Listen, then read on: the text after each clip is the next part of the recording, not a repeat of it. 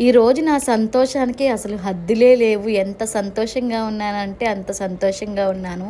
నా channel follow అయ్యి మన ఛానల్‌లో వీడియోస్ చూసే అందరికీ, నా వీడియోస్ చూసే అందరికీ తెలిసే ఉంటుంది నాకు వంట చేయడం అంటే ఎంత ఇష్టమో. ఈరోజు మా వాళ్ళకి నచ్చినయన్నీ ప్రిపేర్ చేసి ఉంచాను. వచ్చేసరికి అందరూ తృప్తిగా తిని ఒక్కొక్కరు నోటెంట బాగున్నాయి, బాగున్నాయి అని చెప్తుంటే ఎంత సంతోషంగా అనిపించిందో.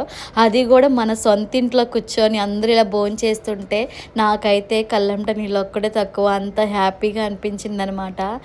ఒకప్పుడు నేను ఒక్కదాన్ని తినడానికి నా దగ్గర డబ్బులుండేవి కాదు. అలాంటిది ఈరోజు మా ఇంటికి ఎంతమంది భోజనానికి వచ్చినా సరే నాకున్న స్తోమతలో నాకు పెట్టగలిగే అంత పొజిషన్‌లో అయితే ఉన్నాను కాబట్టి అందుకే అంత సంతోషంగా ఉన్నాను.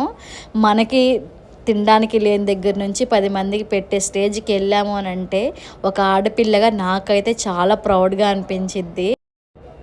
వయసులో ఉన్నప్పుడు అమ్మా నాన్న ఏమీ ఇవ్వలేదు, నా తల్లిదండ్రులు నాకు సంపాదించి ఇవ్వలేదు అని కూర్చొని ఏడవకుండా మనకి దేవుడు కాళ్ళు చేతులు ఇచ్చారు, అమ్మ వాళ్ళు ప్రాణం పోశారు, దేవుడు కాళ్ళు చేతులు ఇచ్చారు కాబట్టి కష్టపడి మనం సంపాదించుకోవాలి.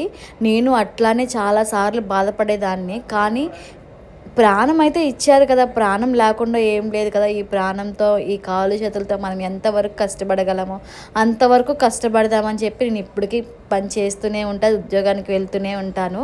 మా మామయ్య గారు పెళ్ళైన కొత్తలో నాకు ఒకటే మాట చెప్పారు, మనకున్న దాంట్లోనే తిని ఉందాం, మేము సంపాదించాం, ఇంకా నీకు ఇంట్లో కూర్చొని ఉండాలి అనిపిస్తే ఉండొచ్చు, ఉద్యోగం చేయాలనేమి లేదు అని అన్నారు. ఆ మాట అనడం వాళ్ళ బాధ్యత. కానీ ఒంట్లో ఓపుకున్నంత కాలం కష్టపడి మనకంటూ మనం సంపాదించుకోవాలి అన్నది మా బాధ్యత అనమాట. మా బాధ్యత మేము నిలబెట్టుకోవాలి కదా. వాళ్ళ బాధ్యతగా వాళ్ళు నిలబెట్టి వాళ్ళకి తోచినంత మాకు ఇచ్చారు. మేము కూడా తోచినంత మా పిల్లలకి ఇవ్వాలి. వాళ్ళు కూడా మాలా బాధలు పడకుండా హ్యాపీగా ఉండాలి అంటే ఇప్పుడు మనం కష్టపడాలి.